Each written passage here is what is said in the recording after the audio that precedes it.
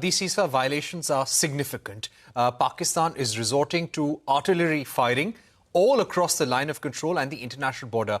When I mention artillery firing, Ashmit, the reason why this is important, because in the past, before Pahalgam, when Pakistan had resorted to ceasefire violations, it was small arms firing.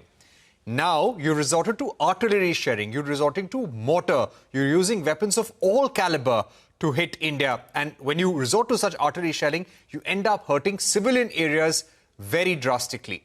So one would immediately think, if this evening we had agreed upon a stopping of all firing and military action, then what does this really indicate?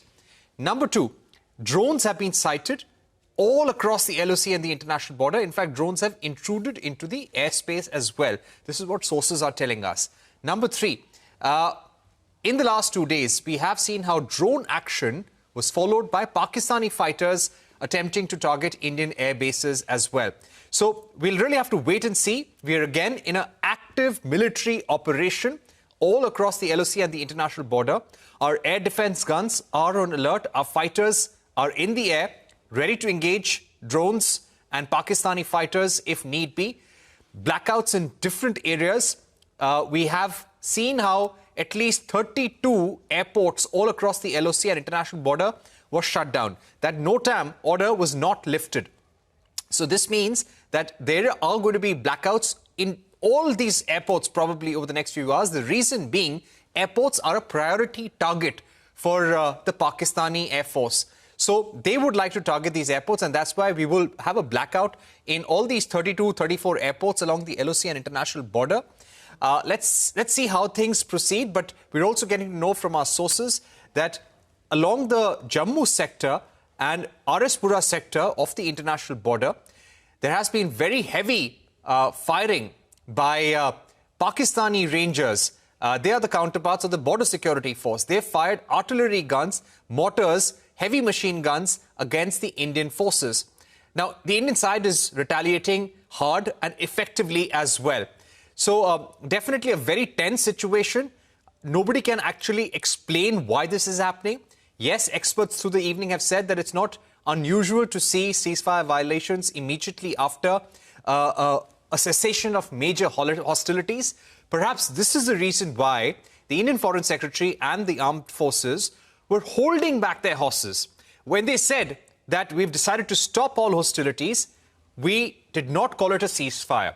In fact, some sources in the government even went to the extent of saying we do not agree with the usage of terminology by the US government. It is possibly because India wanted to see things on the ground, whether Pakistan does and lives up to what it has promised. Parikshit, let me then ask you a couple of questions. We spoke only moments earlier with Ambassador Ashraf, and he was of the view that it's not uncommon to have small exchanges between militaries. Why is that? Does it take time for messaging to travel from the command center to the infantrymen on the ground? Is that one issue? Is there some miscommunication with respect to the nature of the ceasefire? We were discussing whether it's a ceasefire or a stoppage. Is there an issue with the messaging that's taking place? How do we see this entire incident that we are seeing across the border? Do we see it in that light, that it's not uncommon to have these exchanges? You know, when Ambassador Ashraf was saying that it's not uncommon to have these exchanges, the reason being that when you've had very intense military engagement over the last 2 to 3 days, and you've come to the level of DGMO talks. Now, DGMO talks, we should tell our viewers, Ashmit, do happen every week. They are routine. So the fact that you spoke at an operational level and DGMOs were anyway in touch almost on a weekly basis, so it's not unusual in the level of conversation that has happened. It is a routine matter for these officials to talk and try and sort out things. So at the DGMO levels, there was some agreement that we will stop all firing and military action for the moment.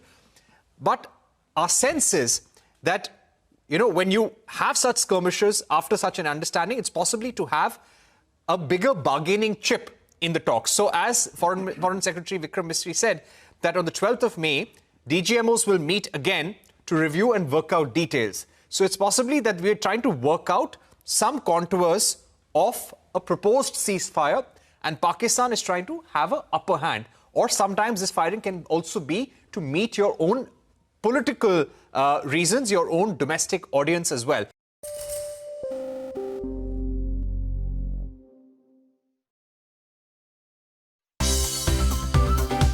Thank you for watching CNBC TV 18 and do follow us on all our social media platforms for news, updates and more.